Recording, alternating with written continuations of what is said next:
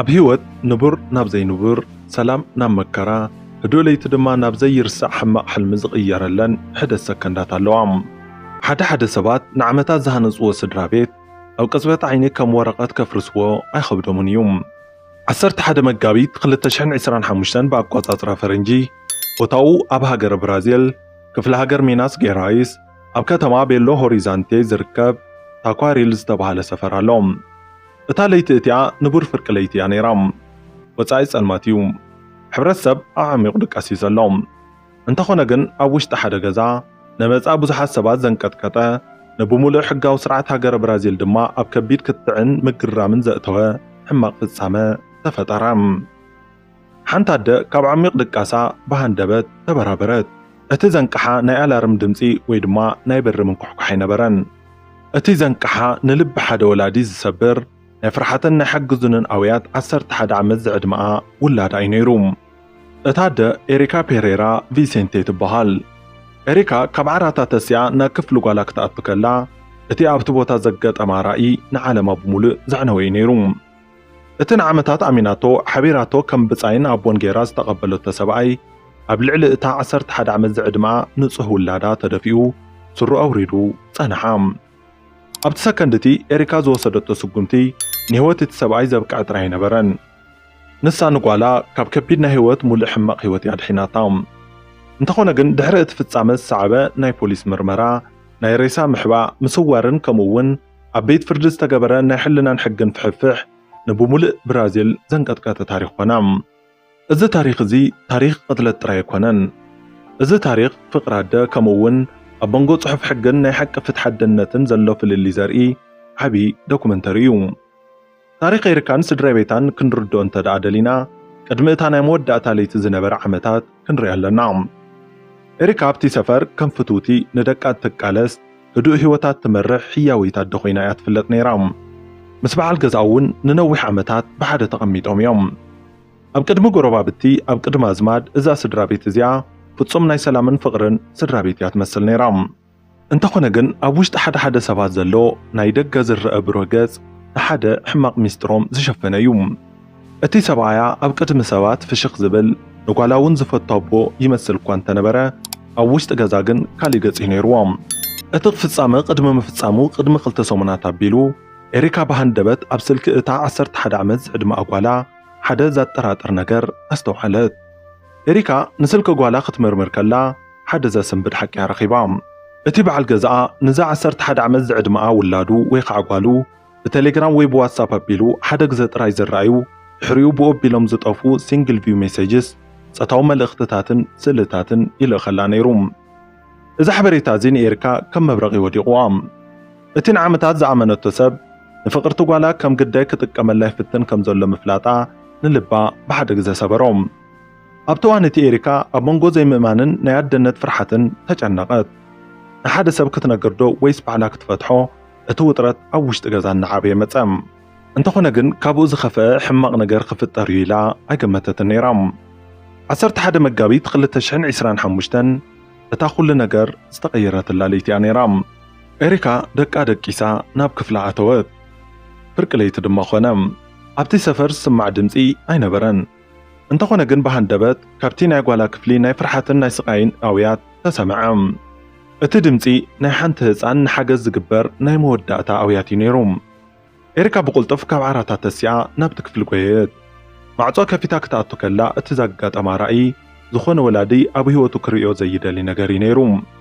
እቲ በዓል ገዛ ንእታ 11 ዓመት ዝዕድመኣ ጓሉ ኣብ ዓራት ኣሲሩ ኣብ ልዕሊኣ ተደፊኡ ስሩ ኣውሪዱ ጸታዊ ዓመፅ ክፍጽመላ ኣብ መወዳእታ ደረጃ ነይሩ። እታ ጓል 11 ዓመት ዝዕድመኣ ጓላ ድማ ብፍርሒ እናኣወየት ጸንሐታ። ኣብታ ሰከንድ እቲኣ ኣብ ኣእምሮ ኤሪካ ሕጊ መቕጻዕቲ ዝበሃል ነገር ኣይነበረን። ኣብታ ሰከንድ እቲኣ ኣብ ኣእምሮ ኤሪካ ዝነበረ ሓደ ጉዳይ ጥራይ እዩ፣ ንጓላ ካብቲ ኣራዊት በዓል ገዛ ምድሓን። ኤሪካ ብቁጥዐ ናብቲ ክፍሊ ብምእታው ንስሩኡ ስሒባ ካብቲ ክፍሊ ናብ ሳሎን ገጻ ስሒባ ኣውፅኣቶም። እቲ በዓል ገዛ ኣብ ክንዲ ምሕፋር ክቃወማን ክቃለሳን ፈቲኑ እዩ። እንተኾነ ግን ኤሪካ ኣብቲ ሳሎን ዝነበረ ናይ ኣትክልቲ ወይ ከዓ ናይ ክሽነ ካራ ብምልዓል ብዘይ ዝኾነ ምውልዋልን ብዘይ ርህራህን ንበዓል ገዛ ኣብ ዝተፈላለየ ኣካላቱ ብተደጋጋሚ ወጋኣቶም። ኤሪካ ነታ ተቅጥቅጥ ዝነበረት ጓላ ካብቲ ቦታ ውፅኣ ናብ ናታ ክፍሊን ውሕስን ዝኾነ ቦታ ኣእተወታ። እቲ ሰብኣይ ድማ ብምኽንያት እቲ ዝወረዶ ከቢድ ናይ ካራ መውጋእቲ ኣብቲ ናይ ሳሎን ባሬታ ወዲቑ ህይወቱ ሓለፈት። ኣብቲ ክፍሊ ድማ ህድእነት ሰፈነ። እንተኾነ ግን እቲ ህድእነት ናይ ሰላም ኣይነበረን፣ ናይ ስንባደን ናይ ሞትን መቕተልትን ህድእነት እዩ ነይሩ። እቲ ሰብኣይ ሙማቱ ምስ ኣረጋገፀት ኤሪካ ኣብ ከቢድ ናይ ስነ ልቦና ስንባደ ኣተወት። ንጓላ ካብቲ ጨካን ኣድሒናታ እያ። እንተኾነ ግን ኣብ ሳሎና ሬሳ ወዲቑ ኣሎ። ብምኽንያት እቲ ኣብ ገዛ ዝነበረ ናይ ኣውያትን ናይ መውጋእትን ድምፂ ሓደ ፍሉጥ ኣላዩ ወይ ከዓ ጎረቤት ናብቲ ገዛ መፀ።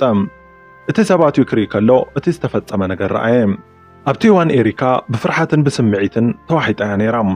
ፖሊስ እንተመፂኦም ንዓ ኣሲሮም ንደቃ ብዘያደ ክገድፍዎም ከም ዝኽእሉ ትፈልጥ እያ።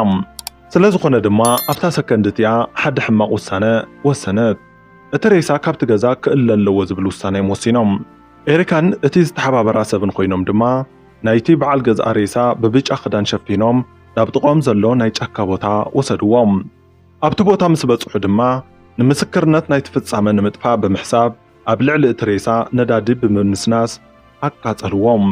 ድሕሪ ሂደት መዓልትታት ኣብቲ ጫካ ዘጋጠመ ቃጸሎ ፖሊስ ምስ ተዓዘቡ ናይ ሚናስ ጌራይስ ፖሊሳት ናብቲ ቦታ መጹ። ፖሊስ ኣብቲ ቦታ ምስ በጽሑ ድማ ሓደ ዝተቃጸለ ናይ ሰብ ሬሳ ረኸቡ። ስለ ዝኾነ ድማ እቶም ፖላዊስ ናይ ምርመራ ስራሕ ጀመሩ። ምርመራኦም እቲ ሬሳ ናይ መን እዩ መን ከቐቲልዎ ዝብል እዩ ነይሩ። ፖሊስ ብሕጋዊ ምርመራን ብናይ ሞባይል ቴሌፎን ምግልባጠን ኣቢሎም ዝረኸብዎ መረዳእታ ብቕልጡፍ ናብ ኤሪካ መርሖም። ኤሪካ ብፖሊስ ተታሒዛ ናብ ናይ ምርመራ ክፍሊ ተወሰደት። ኤሪካ ኣብ ቅድሚ መርመርቲ ደው ክትብል ከላ ሓሶት ክትዛረብ ወይ ከዓ ክተምስል ኣይፈተነትን። ኤሪካ ኩሉ ነገር ኣመነት። ካብቲ ቅድሚ 2 ሰሙናት ዝረኸበቶ ናይ ስልኪ መልእኽትታት ጀሚራ ክሳብ እታ ፍርቂ ለይቲ ንጓላ ክትደፍር ከሎ ዝሓዘቶ ሰከንድ ከምኡ ከመይ ጌራ ንጓላ ንምድሓን ክትብል ከም ዝወግኣቶ ብምሉእ ተረኸትሎም። ንሳ ንፖሊስ ከምዚ ክትብል ሞገተት። ኣነ ንበዓል ገዛይ ክቐትሎ መደብ ኣይነበረንን፣ ኣነ ንጓለይ ካብ ኣራዊት የድሒነያ ክትብል ሞገተት። ወርሒ መጋቢት 2026 እቲ ጉዳይ ናብ ቤት ፍርዲ ላፋየት ኣብ ከተማ ቤሎ ሆሪዛንቴ ኣምርሐ። እቲ መዝገብ ናብ ብሉፅ ናይ ህዝቢ ፈረድቲ ተባሂሎም ዝስመዩ ሰባት እዩ ተመሪሑ። እቲ መስርሕ ዳኝነት ድማ ብዳኛ ማርያ ቤትሬዝ ቮኒሲካ ቢያስዊቲ ይምራሕ ነይሩ። ኣብቲ ቤት ፍርዲ 7 ዝተመረፁ ናይ ህዝቢ ፈረድቲ ተቐመጡ። እቲ ክሲ ኣብ ልዕሊ ኤሪካ ብጣዕሚ ከቢድ እዩ ነይሩ። ብሃንደበት ዝተፈጸመ ከቢድ ቅትለትን ናይ ሬሳ ምሕባእን ምቅጻልን ዝብል እዩ ነይሩ። ዓቃቢ ሕጊ ቅድሚ ፈረድቲ ቆይሙ ብትሪ ተዛረበ። ዓቃቢ ሕጊ ከም ዝበለ ሕጊ እዩ፣ ኤሪካ ንበዓል ገዛ ወጊኣቶ እያ፣ ድሕሪኡ ድማ ንሬስኡ ናብ ጫካ ወሲዳ ኣቃጺላቶ እያ። እዚ ስጉምቲ እዚ ከቢድ ወንጀል እዩ። ሕብረተሰብ ነፍሲ ወከፍ ሰብ ባዕሉ ፍትሒ ክደሊ እንተፈቒድናሉ ሕጊ ክፈርስ እዩ። ስለዚ ኤሪካ ናይ መቕጻዕቲ ብይን ክውሰደላ ኣለዎ በለ። ድሕሪኡ ናይ ኤሪካ ተኸላኻሊ ሕጊ ተሰምዐ። እቲ ጠበቓ ናብቶም ፈረድቲ እናጠመተ ብስምዒት ተዛረበ።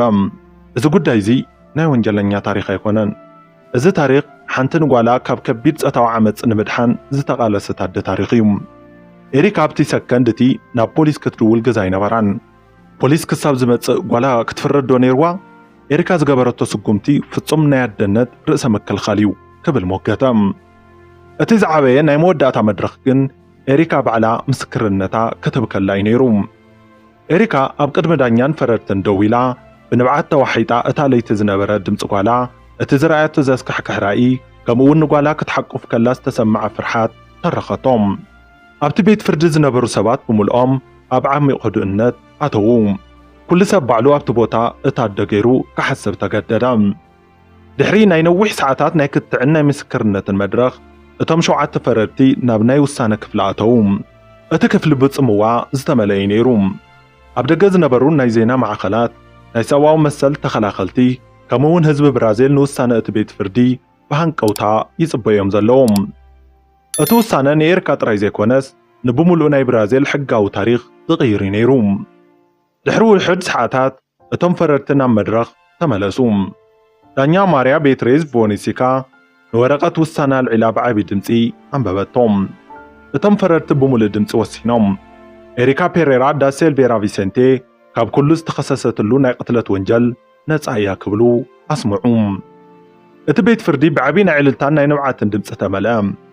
እቶም ፈረርቲ ኤሪካ ኣብቲ እዋን እቲ ዝወሰደቶ ስጉምቲ ንጓላ ከቢድ ናይ ህይወት ሙሉእ ማህሰይቲ ንምድሓን ዝተገበረ ፍጹም ናይ ሕልናን ናይ ርእሰ ምክልኻልን ስራሕ ምዃኑ ኣመኑ።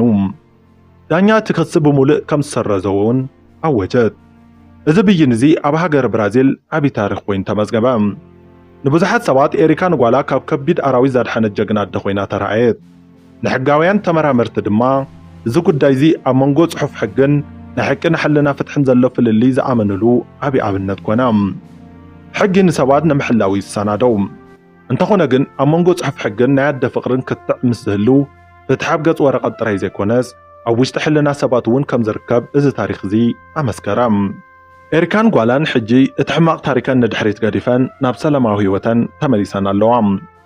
እንተኾነ ግን እቲ ናይ ኣደነት ሕነ ምፍዳይን ናይ ፍትሒ ውሳነን ኣብ ታሪክ ንሓዋሩ ተወሲኹ ይነብር ኣሎ። ሕራይ እምበር ፍትዋትን ክቡራትን ተኸታተልቲ እዚ ቻናል ንሎሚ ሒዝናልኩም መፂና ዝነበርና ሓቀኛ ታሪክ ነዚ ይመስል ነይሩ።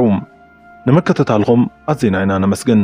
ብቐጻሊ ክንሰርሐልኩም እትደልይዎ መደብ ምስ ዝህሉ ኣብ ምውሃብ ርእቶ ኣፍልጡና። ኣብ ቀጻሊ ክሳብ ንራኸብ ሰሰናይ ንዓኹም።